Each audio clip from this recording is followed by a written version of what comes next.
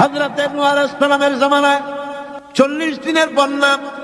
এই বন্যার পরে জাহাজ যখন নেমে গেল, তখন তিনি মনে মনে ভাবলেন, আমি তো জোড়ায় জোড়ায় করে সমস্ত প্রাণীগুলি আর মানুষগুলি, কিছু কিছু মানুষ যারা ঈমান এনেছিল তাদের জাহাজে উঠাইছে, কিন্তু একটি বুড়ি আমার উপর ঈমান এনেছিল আর আমি তার ওয়াদা করেছিলাম সাথে করে নিয়ে যাব, আমি তো তার কথা ভুলে গিয়েছি। অনুশোচনা এলো। জাহাজ থেকে নেমে চতুর্দিকে লক্ষ্য করলেন, মানুষ নাই, জনপদ নাই, সব শেষ হয়ে গেছে। পাহাড় পর্বত কাঠ হয়ে পড়েছে, বিল্ডিং গুলি শেষ হয়ে গিয়েছে, কোন জনপদে কোনো প্রাণী নাই, প্রাণী বলতে কিছুই নাই। হঠাৎ দূরে দেখতেন একটা কুড়ে ঘরের মতো দেখা যায়। ভাবলেন, এত বড় বন্যার ভিতরে কুড়ে ঘর কেমনে থাকলো? আস্তে করে হেঁটে গেলেন কুড়ে ঘরের কাছে। ভেতরে মানুষ আছে বলে মনে হলো। বাইরের থেকে প্রশ্ন করলেন, ভিতরে কে?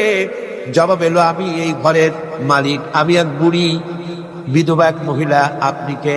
তিনি বললেন, আমি হচ্ছি এই জামানার পয়গম্বর হযরত নূহ আলাইহিস সালাম।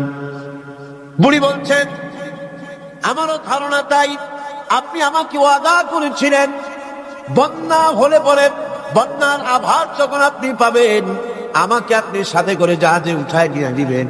আমার মনে হয় বন্যা কবে হবে সেই খবর দেওয়ার জন্য আপনি এসেছেন। হযরত নূহ আলাইহিস সালাম সিজদায় পড়ে কাঁদতে লাগলেন, বললেন, রব্বুল আলামিন, তোমার কুদরত বোঝার ক্ষমতা আমার নাই। 40 দিন পর্যন্ত পানির ভিতরে মানুষ কেমনে জীবিত রইল?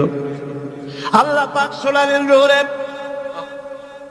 বিপদ যখন এলো, তুমি তোমার উম্মতকে ভুলে যেতে পেরেছো, ভুলে গিয়েছো, কিন্তু আমি রব্বুল আলামিন রহমানুর রহিম, আমি আমার বান্দিরে ভুলি নাই।